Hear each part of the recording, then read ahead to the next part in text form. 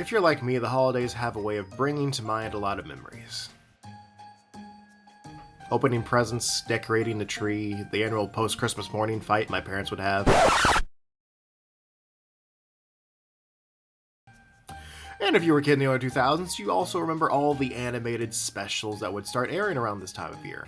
Some of these are synonymous with the holiday, like How the Grinch Stole Christmas, Frosty the Snowman, and of course the Rankin and Bass stop-motion films, but I want to talk about one of the ones that I never see anyone talk about. I can't wear this belt. It keeps my belly from shaking like a bowl full of jelly when I laugh. Produced by Nelvana, Film Roman, and Sydney Duck Productions, The Santa Claus Brothers is a CGI special from 2001. We open up with a brief bit of narration to explain the backstory from Santa himself, played by the living embodiment of Jolly himself, Bryan Cranston. I was there, and I watched her die. I watched her overdose and choke to death. I could have saved her, but I didn't. Santa has 3 sons: Roy, who's obsessed with numbers, Daryl, who likes to party, and Mel. Mel's the little one. All my height went to my cock. Mrs. Claus has been wanting Santa to retire and give the job of delivering gifts to one of the boys. There's just one little problem. They're all idiots. Well, that might not be fair. You see, they've been trained by Santa's head elf Snorkel, who taught the boys nothing so that they'd be completely useless as replacements for Santa. He did this so that he can take over and make the operation more optimized and modernized, with plans to eventually make money from it, because the enemy of Christmas, despite evidence otherwise, is of course a capitalist. You just know that if this took place in 2020, Snorkel will be giving kids NFTs for Christmas, and that thought alone makes me hate him. As a test to convince Santa that the boys are ready, Mrs. Claus suggests sending them on a quest to find the true meaning of Christmas. Where do the boys go on this quest? What magical land do they search for this mysterious true meaning of Christmas? Santa Monica. You know, I can't say this is a bad joke, but I do feel like it's a bit tacked on. Like, Snorkel just kind of suggested because he sees it on a map. You could have him lie and tell the boys something along the lines of, "Oh, that's where your dad was born. Where do you think he got the name Santa?" Or lean into him being a sort of evil genius, or wannabe evil genius, and have him send them to some dangerous place only for them to get lost and end up finding Santa Monica instead. But they arrive in Santa Monica, and the 3 brothers split up to find the true meaning of Christmas in their own ways. Mel, being the creative one, goes to find some inspiration in a toy store where he is assaulted by the worst humanity has to offer: children. I want the Junior Gene Splicer Science Set. I want the motorized scooter with optional diesel conversion. This is the best toy. Oh, that.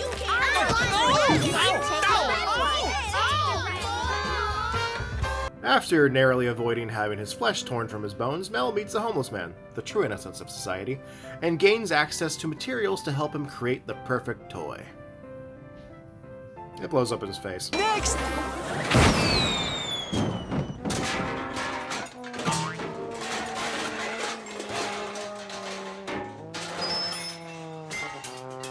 Next we find Roy up on a roof, collecting data on people like he's Google, when he meets a little girl who is having some issues with her family. You don't like your sisters? They're little.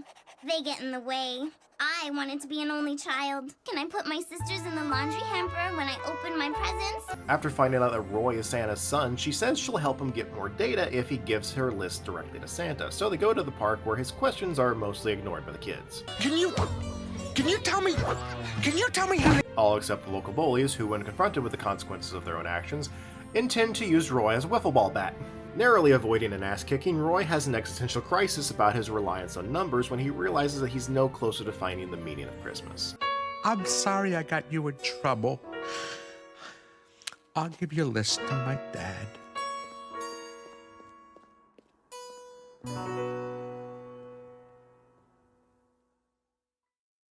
Which just leaves Daryl, who we find wandering the beach where he meets an influencer who is coming to terms with his own irrelevance. I was a boy genius. I started making music videos at 8 for a boy band. Made my first movie at 11.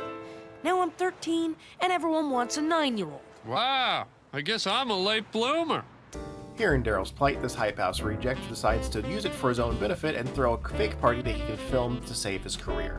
Daryl tries to get into it and actually does turn some people onto the Christmas spirit, but this is a union gig and we have a schedule to keep. Cut! Strike the set! That was brilliant! Heart Heartbreaking yet satirical, earnest yet mocking. I gotta get to editing. Later!